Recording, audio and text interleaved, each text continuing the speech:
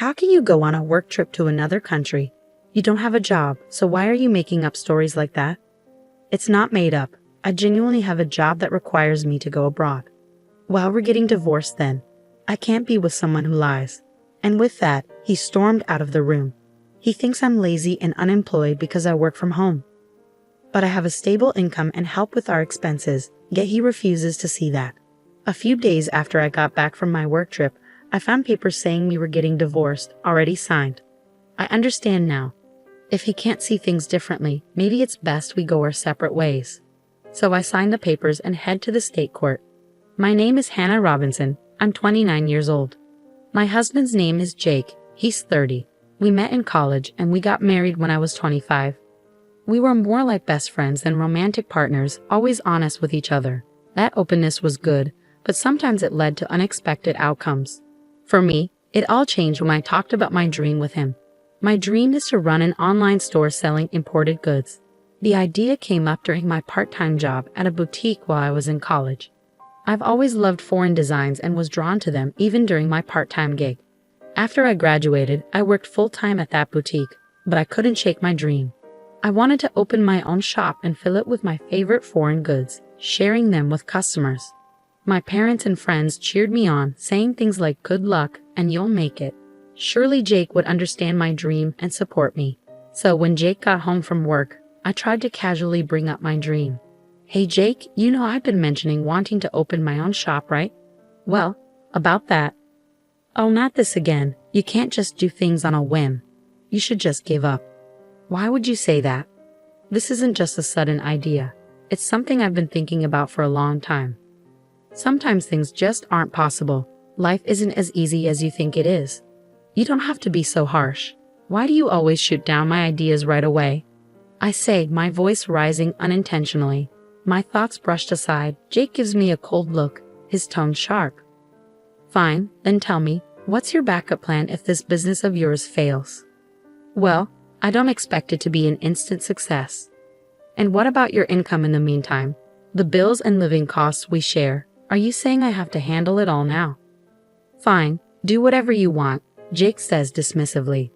"But if it doesn't work out and you regret it, don't come crying to me." Every time I talk about starting my own business, Jake gets irritated. The reason is simple. He worries about my income becoming unstable. I work at an import shop that's doing well with lots of customers. Because of that, I earn a good amount, maybe even a bit more than Jake, who's an office worker. I've been covering more expenses like meals and rent because of this. But Jake can't handle the idea of my income going down. At first he'd say things like "take your time" and "prepare well," but now he's just trying to discourage me. Still, I won't give up on my dream of owning my own shop, no matter how much Jake opposes it. I decided to prioritize chasing my dream. Despite Jake's objections, I pushed forward, and at 26, I launched my own online boutique. At first, things were tough, just like Jake had warned. But over time, I tried different strategies. I made the most of being online, worked with well-known e-commerce platforms, used social media for promotion, and did everything I could.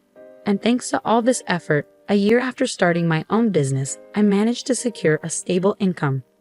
From there, I grew my customer base and expanded my product range. Now my annual sales reached $300,000. Because Jake had been so against it, I never talked to him about my sales.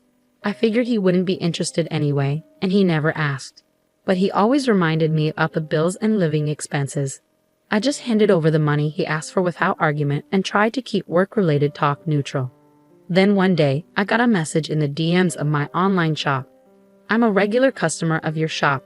I was wondering, could you start selling furniture in addition to the international knickknacks?" Actually, many customers had asked me to add furniture to my shop's offerings.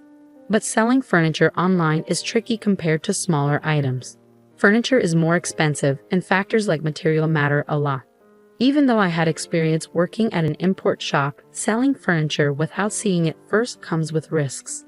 So I decided to reach out to my old boss at the import shop to talk about it. "Hello, is this the manager? I'd like to discuss something with you." As soon as Maggie, the manager, recognized me, she sounded genuinely excited. "Hannah, it's been a while. If there's anything I can do to help, just let me know." Well, I've been getting requests to sell furniture in my online shop. Furniture? That sounds like a challenge. So I was thinking of seeing the items in person before selling them. How do you source your items, Maggie? I see what you're getting at.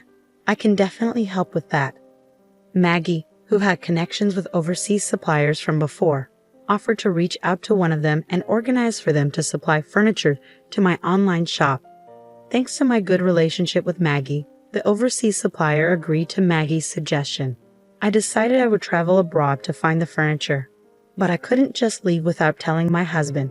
So that night, I brought it up with him. Jake, about the week after next, would it be okay if I was away for about a week? A week? Why do you need to be gone for so long? Well, you see, I might have to go abroad for work with Maggie from the shop I used to work at.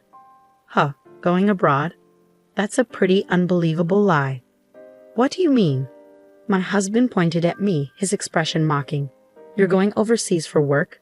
You barely have a job. What are you even talking about? Well, hold on a second. You know I have my online shop, right? This trip abroad is for finding items to sell in the shop.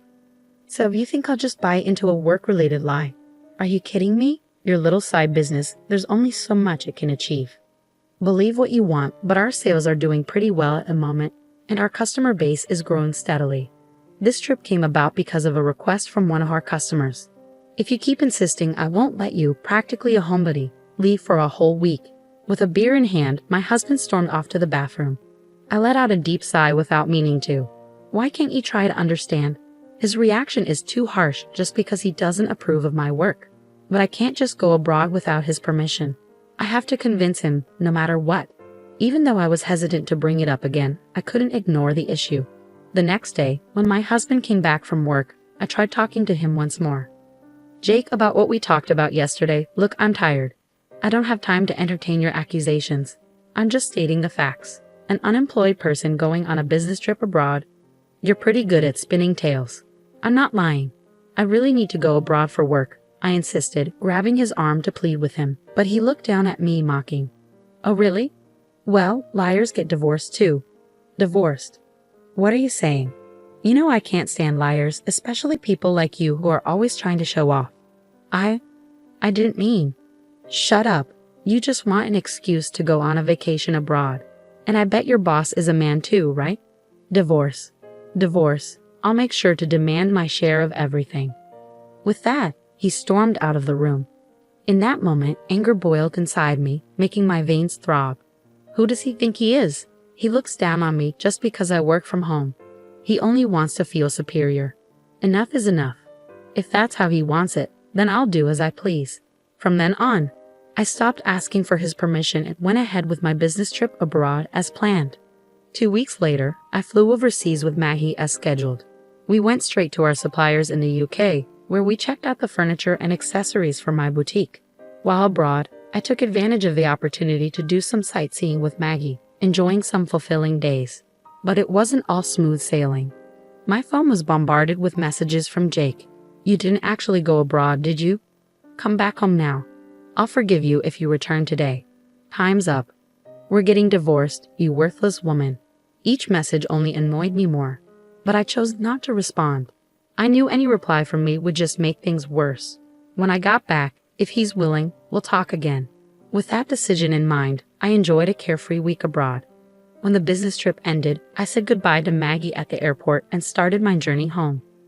Facing Jake was uncomfortable, but I braced myself and walked through the front door. I'm home. The house was dark with no welcoming lights. As I made my way to the living room, I found laundry scattered on the floor and no space to walk.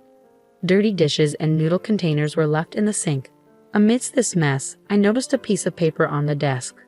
What is this?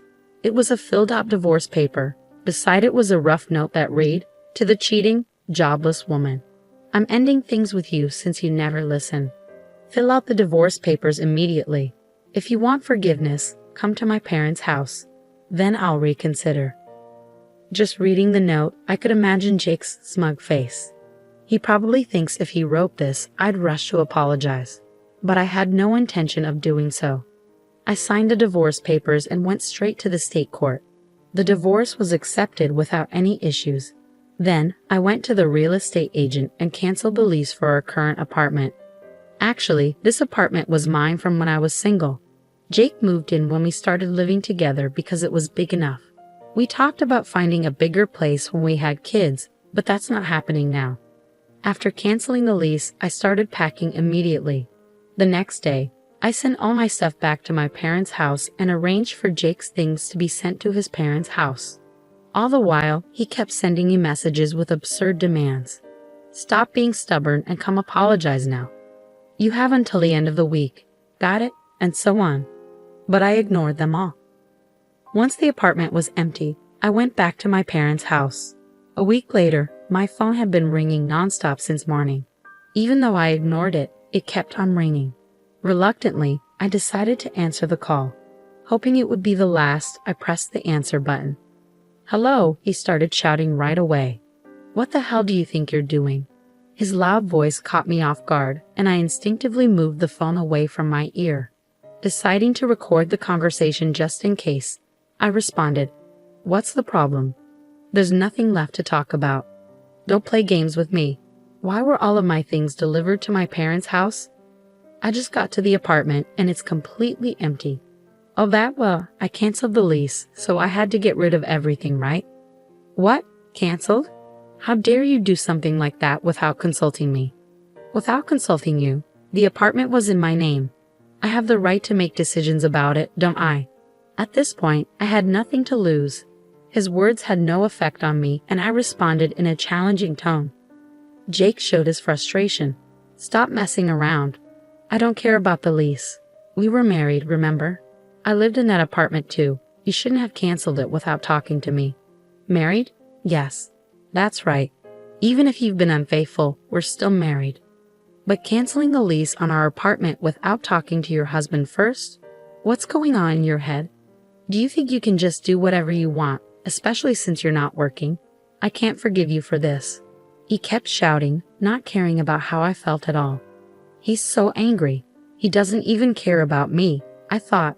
I decided it was time to tell him the truth. Hate to break it to you, but you're getting all worked up about not forgiving me. We're not married anymore, okay?" "What? What do you mean?"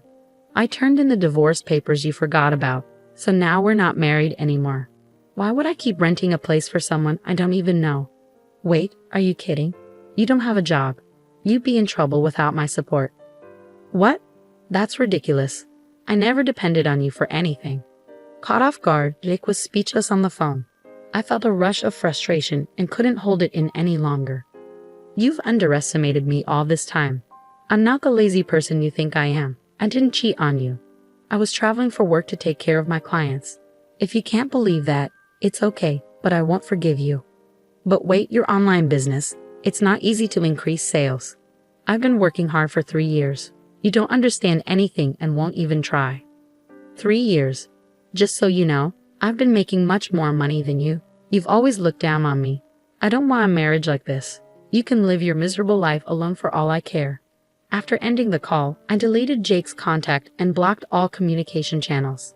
It seemed he finally grasped the reality of my successful online store, likely hearing about it from mutual friends. Despite his attempt to reach out, I had no intention of reconnecting. Jake visited my parents' house once, but my dad turned him away at the door. His own parents had learned of his mistreatment towards me and kicked him out. Now he's renting an apartment near his job, leading a solitary existence. Meanwhile, I decided to stay with my parents for a while. Thankfully, my job allows me to work remotely, which is convenient. Since my parents' house needs some renovation, I plan to start that soon. With my online store thriving, I'm not worried about anything else. I have the freedom to travel whenever necessary. Despite the divorce, I have no regrets about pursuing my dreams. I'll continue to work hard and repay those who supported me.